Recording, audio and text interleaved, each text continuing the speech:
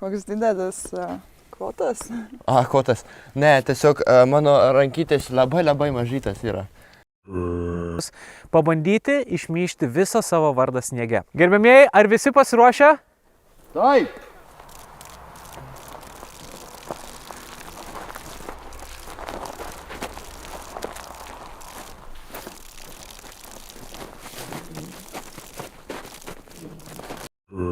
Dviem spalvom. Aš pusiau rusas. Ok, tai pusiau lietuviškai, pusiau rusiškai, bet čia nei vienos raidės neparašai. Indrė, prašau, dailyraščių. Šauniai, visas vardas tilpo.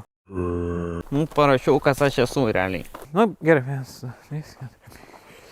8 raidės. Arūnai, wow, sveikinimai. Ok. Dovydas vienintelis, matau, kuris pasirinko visgi rašyti rašytiniam raidėm, ar ne? Įminiau biškį netyčia. Aha, čia turbūt pusiausvyrą gal neišlaikė. Čia yra Aslan Rakhamavidov prie Uralo kalnus. Čia iš kur kilusi mano šeima. Čia parašiau Vilkas, ant V raidės daugiau šiek tiek uždėjau rašalą, kad būtų įspūdingiau. Čia yra mano gyvūnas. Štai čia yra mano šeimos herbas.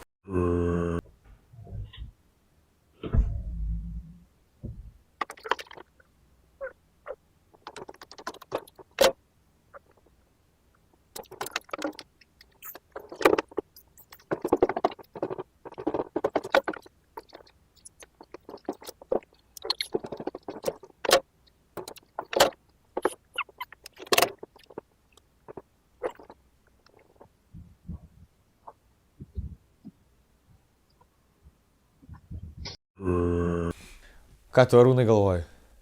Seni, nenuprotėk, juk aš tai turiu, žinai, apykoje ant kojos, o tu užsidėsi vieną ant piršto, tai, neužsidaryk savęs už meilės grotų.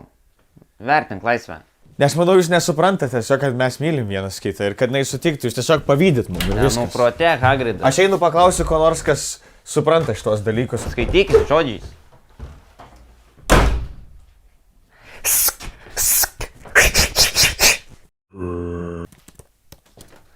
Ką tu skaičiuzas? Nieko, ieško NFT, iš kur nusipirkti už kainą geresnę. Žinai, kas tas yra? Nežinau, aš tik CBB žinau. Kas yra? Čia tokia valiuta už groto vaikšto. Po kiek einai? Tu su tokiom lupytėm, tai milijonierius jau būtum. Ką tu čia mane gaidžiu vadini? Ateik, aš tau parodysiu vietą, kur dar nesi buvęs. Aš čia nesu buvęs gyvenime.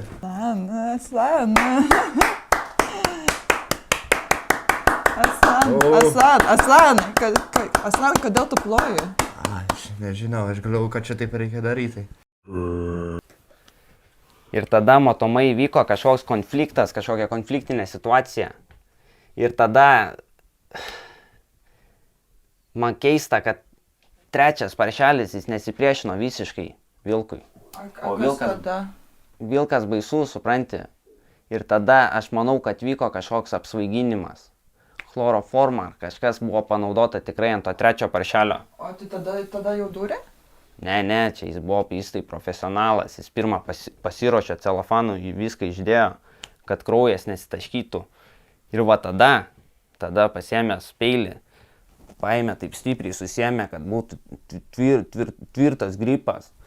Opa, taip, 1, 2, 3, 7 kart dūrė į širdį. Biški daugiau rėkis, biški garsiau. Garsiau, biški. Opa, 5. 6, gerai, paskutinė. Opa,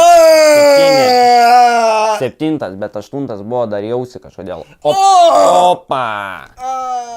Jis mirė. Ir tada jis kai mirė, jis biški taip vis tiek ten, tas vilkas jis vis tiek turi tradicijų, žinai, jis gyvulys. Jis realiai gyvulys yra, bet jis vis tiek turi tą discipliną, tą kažkokį, manok, jis dar biški, gal gyvas dar būtų, realiai. Gerai, karts nuo karto, jau iš jo tą gyvybę, tą sielą, po truputį kyla taip. Kyla, įmanok, kyla,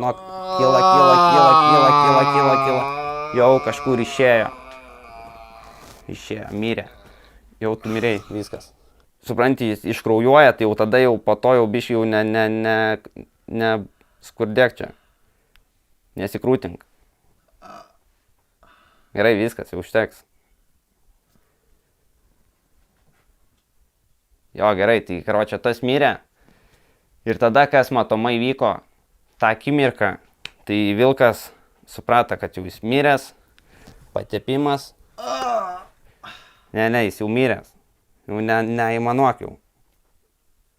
Gerai, maladės, šaunuolis, kai paprašiau, žinai, rėkiai, tai būtų buvę, bet dabar jau viskas, nustok. Gerai? Dėkui. Jo, ir tada, karočią, kai jau žmogžudystė įvykdyta, tada jis atsikrato įkalčių.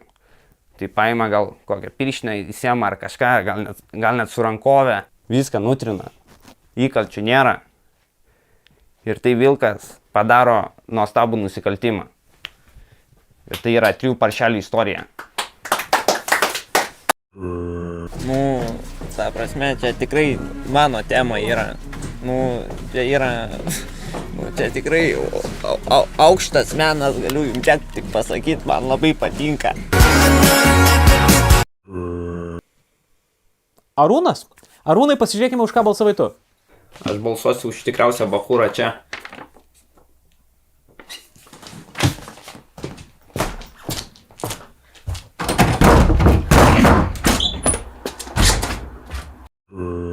Opo, gerulė, čia ta kamera.